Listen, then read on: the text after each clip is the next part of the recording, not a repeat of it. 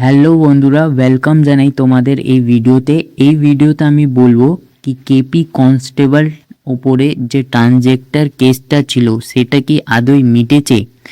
তো আমরা কলকাতা হাইকোর্টের অফিসিয়াল ওয়েবসাইটে গিয়ে চেক করে নেব।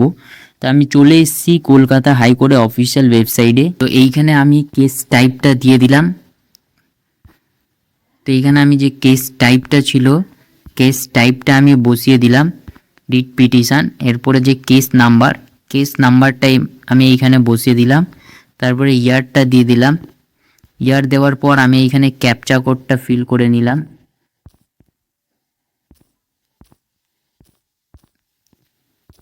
ক্যাপচা দেওয়ার পর আমি এখান থেকে গোতে ক্লিক করলাম।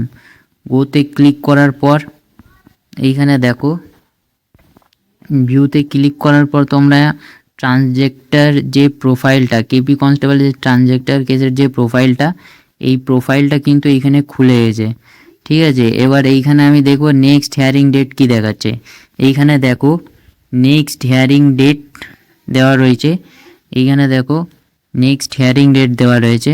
এবার এইখানে দেখতে পারবে নেক্সট হিয়ারিং ডেট কিন্তু দেওয়া নেই, next date is not given লেখা আছে। তার মানে এই কেপি কনস্টেবল যে ট্রানজেক্টর কেসটা হয়েছিল এটা কিন্তু পুরোপুরিভাবে মিটে গেছে, এর কোনো নতুন ডেট দেওয়া হয়নি। এই কেসটা কিন্তু সম্পূর্ণভাবে মিটে গেছে। ঠিক আছে, এবার মাঠের কথা বলি। কি অনেকেই বলছে আগস্ট মাসে মাঠ হতে চলেছে, কিন্তু আগস্ট মাসে মাঠ করা কোনো ক্ষেত্রেই পসিবল হবে না। ঠিক আছে, মাঠ কিন্তু অক্টোবর মাসের শেষে বা নভেম্বরের প্রথমে হতে পারে। আর এটা আমার পুরো ব্যক্তিগত মতামত। এবং মাননীয় মুখ্যমন্ত্রী বলেছেন যে পুজোর আগে 4000 কেপি কনস্টেবলকে জয়েনিং করাবে, কিন্তু এটা কিন্তু কোনো ক্ষেত্রেই পসিবল হবে না। ডাব্লিউবিপি 12,000 কনস্টেবল কিন্তু জয়েনিং করতে পারে পুজোর আগে, কিন্তু কেপি কনস্টেবলের 4000 কোনো ক্ষেত্রেই পুজো আগে সম্ভব হবে না। তো এই ছিল আজকের ভিডিও।